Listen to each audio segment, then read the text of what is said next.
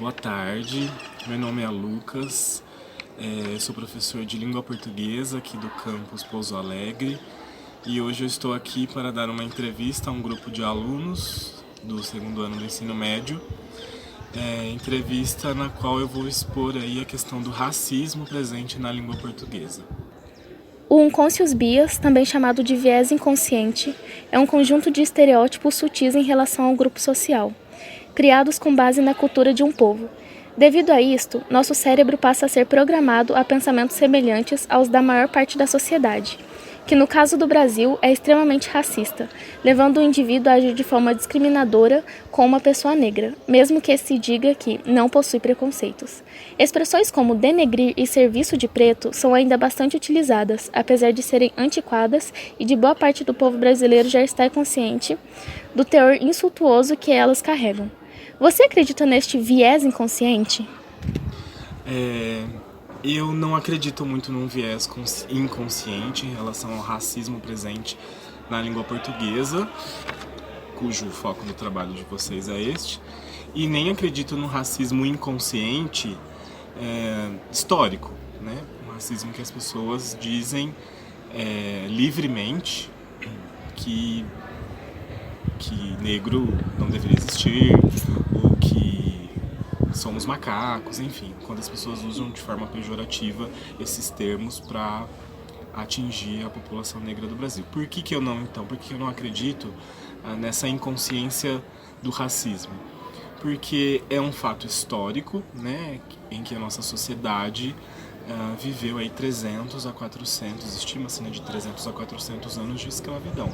Então, como a história é um fator, um argumento que salta aos olhos, né, que nós sempre temos que voltar à história para recolher fatos, para interpretá-la, para entendermos o tempo presente, eu acredito que, e como esses materiais que falam sobre o racismo no Brasil, sobre o período de escravidão e de como os negros eram apagados, eles existem em bibliotecas. Hoje, com o surgimento da tecnologia, vocês têm acesso a essas informações na internet. Então, estudar sobre o racismo é um modo de conscientizar as pessoas de que o racismo inconsciente é fake, né? É uma fake news esse racismo inconsciente. Então, acho que assim, o estudo é a única maneira de desmistificarmos e de rompermos com essa questão do racismo inconsciente. As pessoas têm que voltar à história, têm que pesquisar, e aí elas vão entender que o racismo ele é inconsciente porque é uma forma, talvez, das pessoas, como já está muito naturalizado, né, as piadinhas de mau gosto, enfim, como essa situação é naturalizada para nós brasileiros, as pessoas lidam. O senhor acha que o viés inconsciente é apenas uma justificativa para o racismo? Exatamente. Talvez eu não tenha sido claro na minha resposta anterior, mas é isso que eu queria dizer. Falar que o racismo é algo inconsciente é mera justificativa para reproduzir e para naturalizar nas pessoas o racismo que está dentro de cada um, né, das pessoas que são racistas. Porque a história está aí, a história é fato, a história é argumento que comprova que a escravidão, que o apagamento dos negros existiram. Então, por que não voltarmos a esse período histórico e estudarmos, né, de modo a quebrar esse racismo inconsciente e torná-lo evidente e consciente para todos? De que não pode ser racista, de que não se deveria, pelo menos, ser racista, não usar na língua portuguesa termos racistas, expressões racistas. Ou mesmo mostra que o que as pessoas são mesmo, racistas, né? Infelizmente no Brasil, o racismo no Brasil é um aspecto estrutural. Ele está na base da nossa civilização. Então as pessoas às vezes falam que é inconsciente, mas é porque de fato elas são racistas. A sociedade brasileira, assim como o resto do mundo, vive com base na hierarquia social, possuindo o homem branco no topo da pirâmide e a mulher negra em sua base. Neste caso, estamos desconsiderando a situação econômica. Este fato desenvolve a estrutura de privilégios, o qual faz com que o preconceito de cor crie obstáculos na vida de um indivíduo afrodescendente. Em relação à língua portuguesa, existem expressões que abordam este tema, como negro de alma branca e amanhã será dia de branco. O senhor alguma vez já presenciou esse tipo de expressão ou situação? A gente presencia esse tipo de expressão dita pelas pessoas cotidianamente, né? Eu acho que faz parte disso que está naturalizado na sociedade, né? Que é ser racista. O ser racista é algo que é estruturante, como eu havia dito, da sociedade brasileira. Então essas expressões, e aí fazendo uma retrospectiva histórica, lembrando do momento em que os europeus chegaram aqui, sobretudo os portugueses, né, que nos colonizaram por um grande período da nossa história, aqui viviam povos autóctones, né, os indígenas, e depois, no processo de escravidão, vieram para cá os negros. Então, como os europeus impuseram língua, cultura e religião a esses povos que estavam aqui, eles apagaram, né, eles relegaram à marginalidade, rechaçaram a fala tupi, né, a língua tupi-guarani, por exemplo, que era uma língua falada no Brasil, e as línguas de origem africana, com a intenção, né, de que a cultura e a língua e a religião europeia sobrevalecesse. E aí, nesse sentido, então, essas expressões, desde épocas remotas, vêm sendo utilizadas no nosso seio, no nosso sistema linguístico, de modo a reforçar a imagem do negro como alguém desprezível, como um não ser humano, né? Um animal. A palavra doméstica, por exemplo, dentre as que você citou, mas não está aí, né? A palavra doméstica é uma palavra, por exemplo, voltada à domesticação de animais. Então vejam como os negros não eram considerados humanos, eram considerados animais. Então, domesticar tem a ver com isso. Denegrir é também uma palavra que submete o negro a uma situação de horror, né? A imagem está mal, a imagem está ruim, ou seja, o negro é o simbolismo dessa imagem mal, dessa imagem ruim, e é a palavra que perdurou na nossa língua e ainda as pessoas insistem, às vezes por desconhecimento, né? Ou às vezes porque elas são racistas de fato, insistem em usá-las. Assim como outras palavras também, ou expressões, cor de pele, né? Que cor de pele a gente fala? Que ponto de vista que a gente adota para falar sobre cor de pele no Brasil? Um povo que se estruturou de uma miscigenação de povos, né? Mais de 50% da população é negra no Brasil. Em 2019, o reality show brasileiro Big Brother Brasil sofreu diversas acusações sobre defender pessoas racistas, por causa de uma das participantes. A advogada Paula von Sperling, de 28 anos, apareceu protagonizando vários momentos racistas durante conversas com os outros participantes.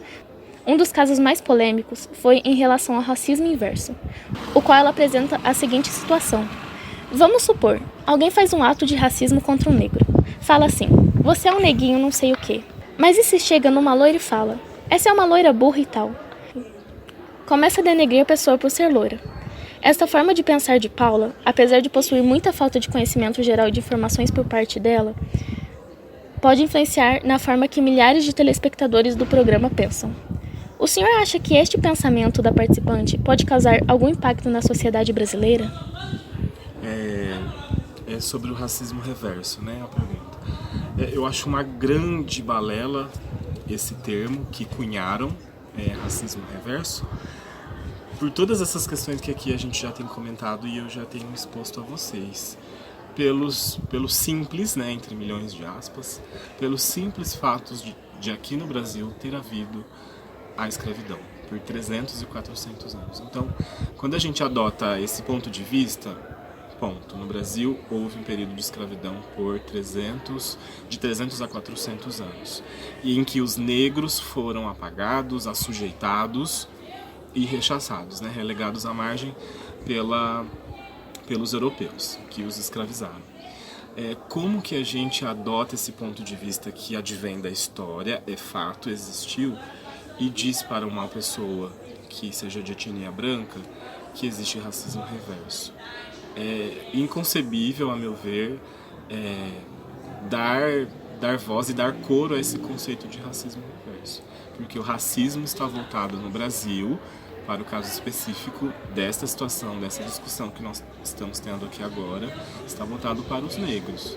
Então o racismo reverso não funciona com aqueles que se consideram brancos, né? Porque o branco, ele constituiu e formou a visão da nossa história. É a partir dele, da dominação dele cultural, dominação religiosa, dominação linguística, dominação de gênero, né?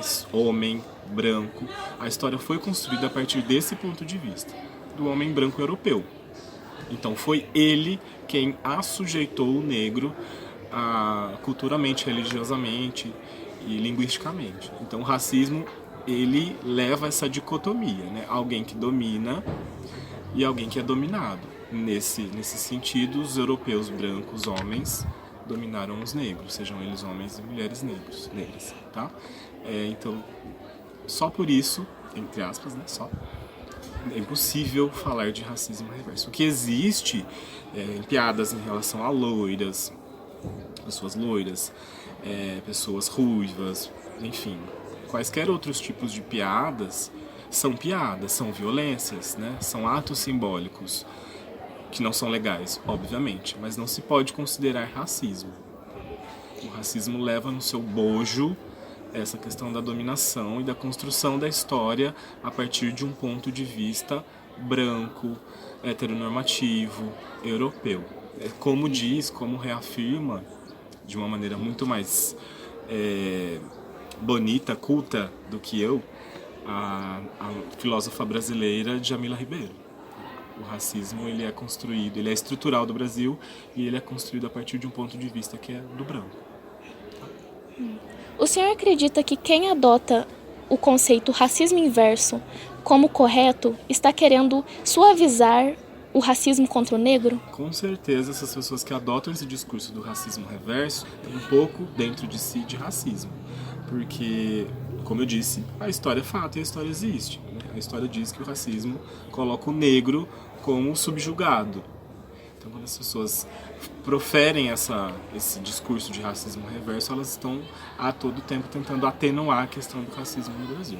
O que não deve ser atenuado, deve ser discutido, as pessoas devem ser conscientizadas e devem estudar a respeito da escravidão e da construção do racismo na sociedade, e que perdura até os dias de hoje. Então, falar que o racismo reverso existe, de fato, é abrandar a situação. Quais medidas o senhor acredita que deveriam ser tomadas em relação às atitudes racistas de Paula? Então, o racismo no Brasil, ele é crime, né, sob punição de detenção, acho que por 2 ou 3 anos. Mas eu acho que a efetividade da lei não é tão eficaz, né? Os casos são escamoteados, são escondidos, as denúncias são poucas, então eu acho que o Estado deveria,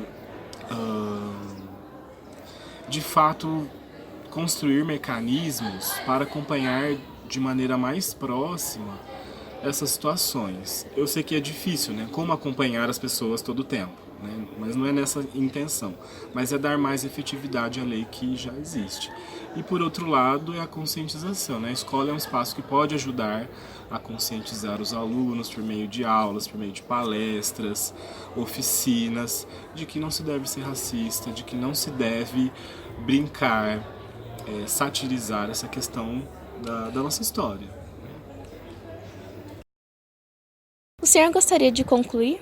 Em relação então ao racismo presente na língua portuguesa, é importante que as pessoas conheçam essas expressões ou termos, como você disse, denegrir, cor de pele, domesticar, samba do crioulo doido, enfim, há outras tantas expressões que existem que advêm desse fator histórico, né, do ponto de vista do branco e do europeu, subjugando o negro, que as pessoas conheçam essas expressões e termos, que não as pronunciem, porque de fato é uma maneira ainda mais de fomentar o racismo existente na nossa sociedade, né? Então acho que a gente pode lutar contra o racismo no Brasil, visto que a nossa população é uma população majoritariamente negra.